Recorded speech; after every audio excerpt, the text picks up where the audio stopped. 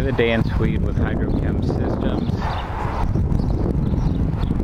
Right now we're going to get ready to wash this John Deere S690 combine. We're utilizing our Blue Fusion as our first step soap and our Dyna-Cleaner Bright as the second step. So our two-step process will clean and eliminate the need for brushing and scrubbing.